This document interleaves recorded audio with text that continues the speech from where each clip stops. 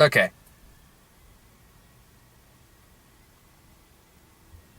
Okay. So, um, this is a tough one to talk about, and yeah, this is gonna be a hard one. This is probably not gonna be my usual tongue-in-cheek kind of review like I usually do, not my usual goofy self, because the reaction that this movie got out of me was very intense and very personal. So I can only I feel like I can only do it justice by speaking in those terms. So I'd be happy if you're still watching, but if you want like a goofy review, we'll probably do The Incredibles tomorrow. Until then, yeah, this one's gonna get personal, more than likely. So yeah, you've been warned. So this is the limited release movie, Won't You Be My Neighbor, which is a documentary about Mr. Rogers. And it's a pretty straightforward film. It's all just about his life, how his program came to be, what he hoped to do through his program, just kind of the highs and lows of that, and how it changed as the culture around him changed, and how he as a person changed as the show went forward. It also debunks a lot of the popular myths, that like rumors that were going on about him, that he was not in Vietnam, he was not a sniper. He wasn't a lot of the rumors that were going around. He was just a genuinely good person that wanted to do good things and had this wonderful understanding of the child's mind. And I know there's no way I can say that doesn't sound pretentious, but he did. He had, and it's clear. It's clear through the way that he talks, that the way he carries himself, even just the look he gives you in his eyes. You can tell he had this innate, empathetic understanding that so many people did not have back then, or even today. I would argue most people don't have that today. And this might be my favorite movie of the past few years, honestly. It's gonna be hard to top this one when I start making my top 10 list. It's so hard to describe, and I don't know if my experience can be everyone's experience, because mine is so viscerally personal, and I can't really describe why it had the effect on me without going into it. But just to start off, I'm having a hard time thinking of where to really begin on this, so bear with me as I collect my thoughts, because I just got out of it. I'm still processing a lot of it. I can count on one hand the movies that have actually made me cry, or have gotten me close to making me cry. I mean, it's a pretty short list. If I wasn't in a theater, this movie would have had me actively weeping, I think, and a lot of times. And again, it's a weird. It was such a visceral reaction, because they weren't like sad tears necessarily.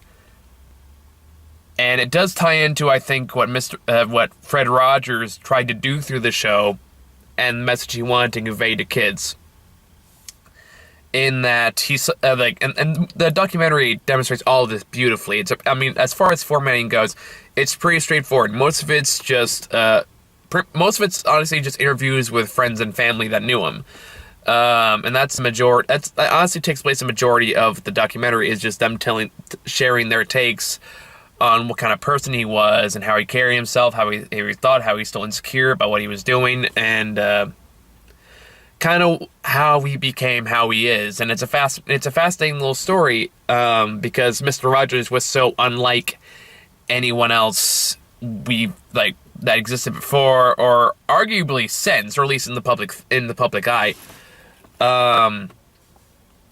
And I think, and again, I think outside of just the personal stuff to me, which I'll get to. It's also the fact that I work with kids, and I've always felt that kids are probably the most underrated population out there, in what they see and what they hear and what they understand and what they feel.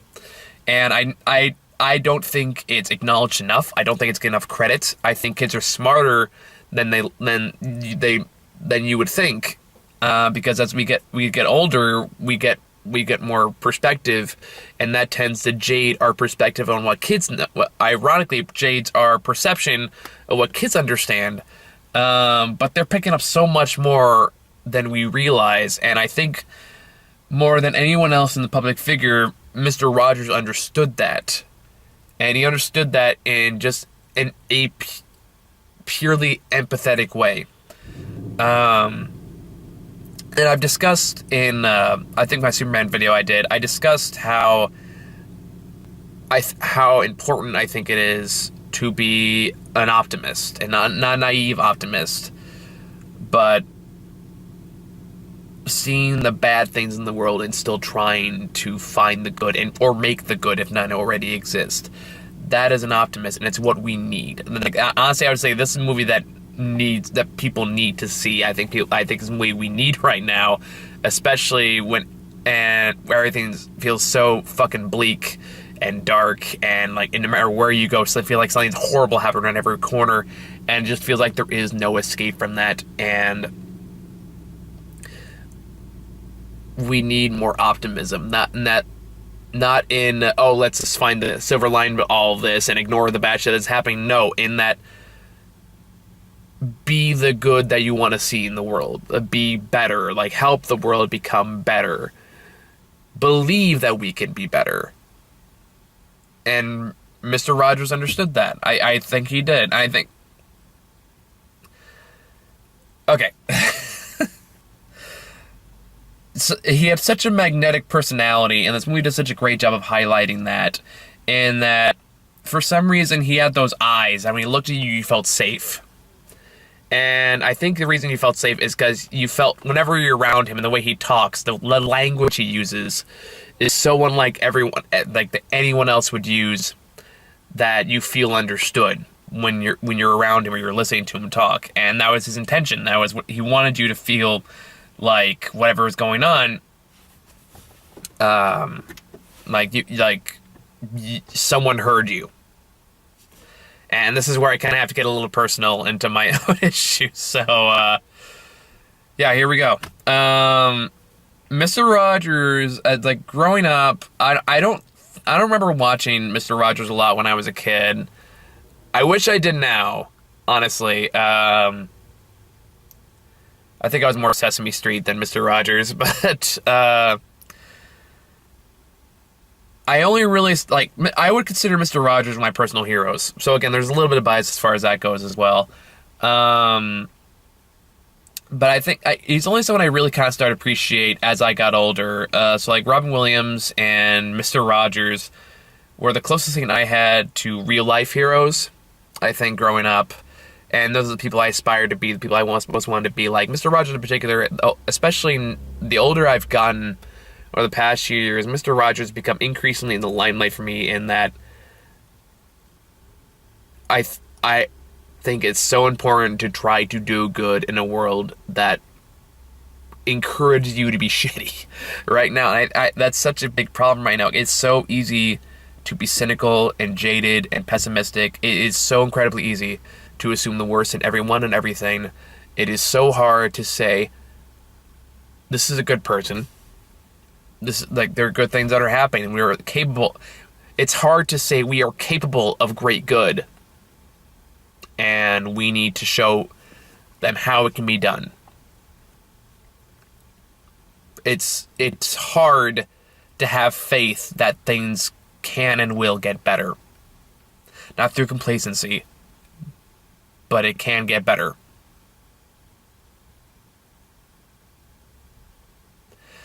So I've, and especially the last few years, and I've been trying to do more with my writing and with trying to help people. And I've kind of really taken the heart, and I'm just trying trying to do good where possible. And I think it really kind of hit home for me when I was around 16. And I've talked about this before. I think I've talked about this in my superhero video, and I talked about this in probably other episodes. When I was 16, I went through my first major betrayal at the time. I'm not going to go into details because I don't want to waste too much of your time. And it was a betrayal by a best friend I had since I was in diapers at the time, and it crushed me. It like it broke my spirit. Fuck.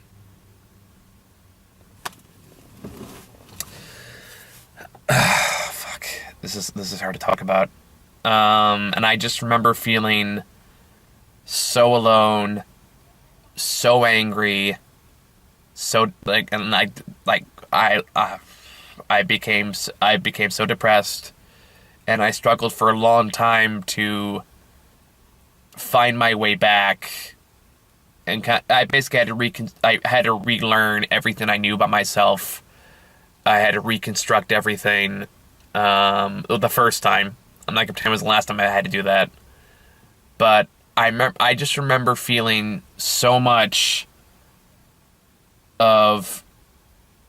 I remember thinking, this feels horrible, and I feel so unwanted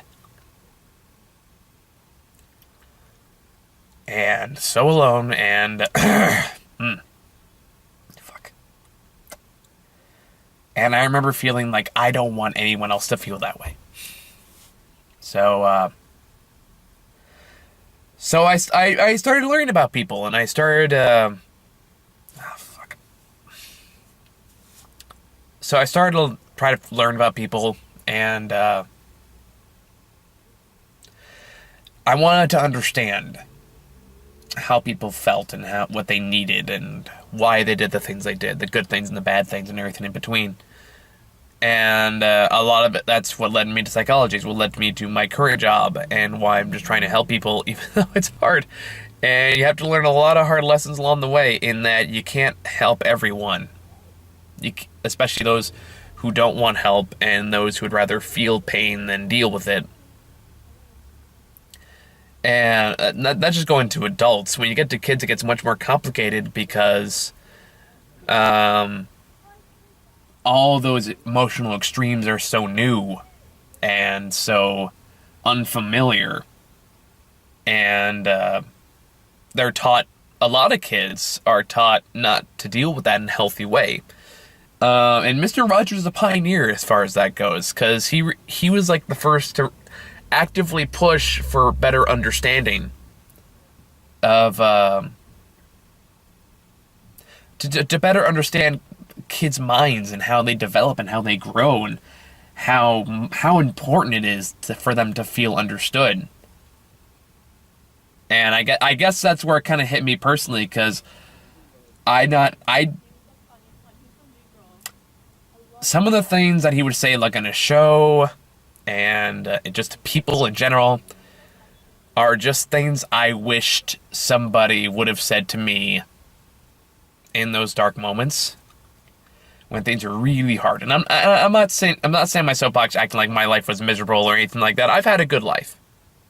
I have, but there's always going to be struggles, and there's always going to be parts that you just have to really push to get through, and having the right support to get through that is so helpful. And I don't feel like I had that at the time. For a long time, like years went by, and I had, because and I love my family. Don't get me wrong before I start getting into this. I love them to death. But I think my parents came from very different backgrounds and very different mental states that weren't accustomed to actively expressing those kind of things. My dad is a very, I don't want to say stoic, but he kept his cards close to the chest. Like he was always a guy making jokes, and I get a lot of my sense of humor from him. But he never really shared much, and he's always traveling for work and stuff like that. So he and I, like, we hung out, but I don't think we never really talked much about emotional stuff. My mom had a rough upbringing, much rougher than, like, very, very rough. I don't want to go into details. It's not my right to share. But she did not want that life for us. So I feel like that led to some overcompensation in terms of dealing with emotions go.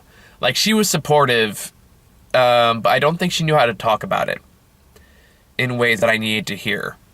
And that's not her fault. That's like, I mean, she was a great mom, and I had a great dad too.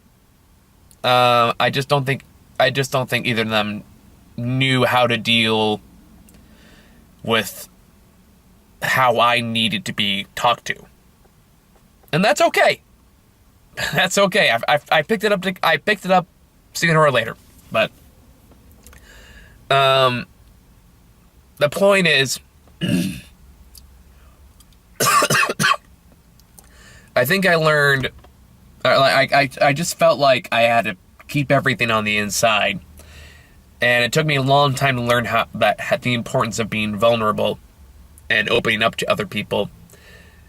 And that's what makes this, like, so fascinating and also really hard to watch, because Mr. Rogers apparently went through a very similar experience. So I guess I see a lot of myself in that same story, because he also talks how he was kind of bullied in school and how he was taught not to express how mad he was or he'd get in trouble or and stuff like that.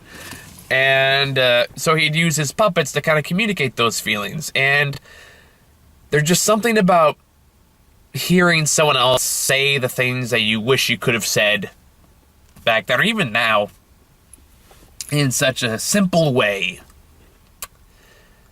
That hits me pretty hard. And I think that, like, the part where I practically just burst into fucking tears,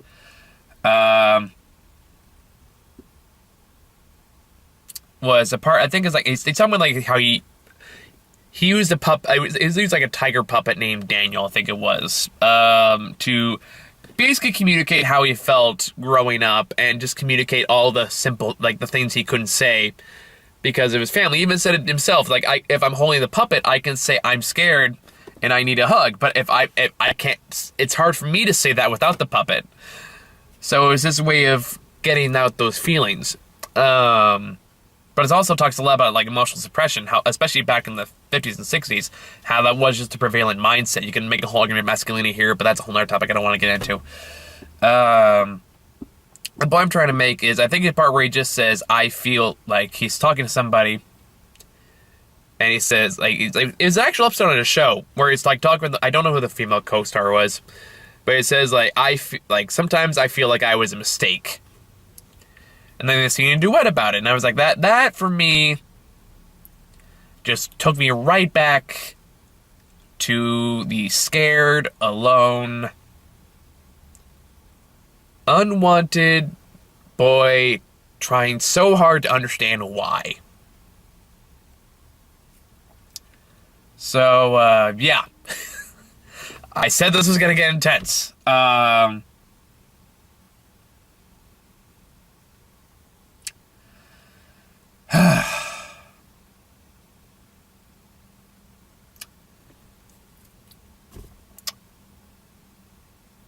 This movie brought out some strong emotions, I'm sure you can tell.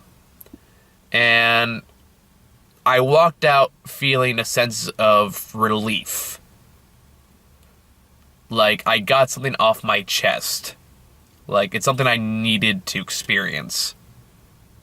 And I can't remember the last, maybe one of Monster Calls, but even then not to this extreme.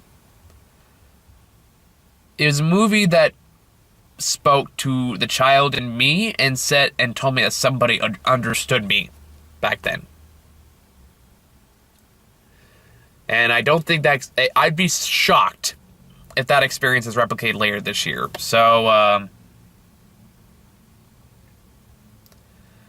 I'd be very curious to see other people's reaction to this. And I'm kind of glad I went to go see this alone, quite frankly, because this has been a lot harder to talk about if it wasn't just me talking to a camera. I guess that's my kind of coping mechanism. Is like, if I talk to a camera, I can do it fine. If I have to do it to somebody's face, it's a lot harder for me to discuss. Or if I do it in writing. Writing's another way I get a lot of those emotions out. I guess I would just say that after watching this, I'm more inspired than usual to try to keep on that message, even though like I could never be the kind of person that he was, and I know that I'm too impulsive. I get too angry, and I lose my patience sometimes. And there are just times when I just don't have the tenacity that Mr. Rogers had. And he'd probably tell me that was fine, and I guess that there's some comfort in that. So the man was a saint. And I think we need reminders of goodness, and we need reminders that we can be the good we want to see in the world. To be a helper, to understand that we can be understood, that our emotions matter. Kids' emotions matter, everyone's emotions matter. And it's important to feel that understanding. So yeah, I'm not going to go over trailers because I feel like they dilute what I'm talking about. This is probably a shorter review, but if you can track this movie down, go fucking watch it. Oh, God. Because it's led to probably the most intense reviews I feel like I've done, or at least most personal. And I'd be dying to see how other people would react to this. So, if you've seen this movie, why don't you tell me the experience you had in the comments below. I guess let's throw a joke in there for a little lightheartedness. This movie also confirms that Fox has always sucked. In that they were also people going like, Mr. Rogers was a bastard and an evil man because he taught our children to think they're special without earning it. Which is such a fucked up way of thinking that I cannot... Anyway, I don't want to get too much into that. Mr. Rogers, Will You Be My Neighbor was an experience I think I will... This is one of those rare film experiences I think I will cherish this.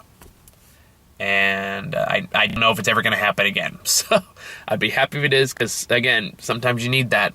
Sometimes you need a movie like this to remind you, like, hey, there's reason to have faith for better.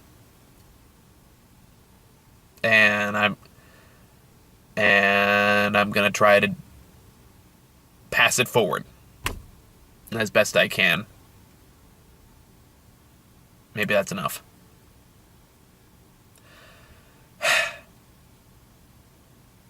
That's all I got, guys. So, see you later.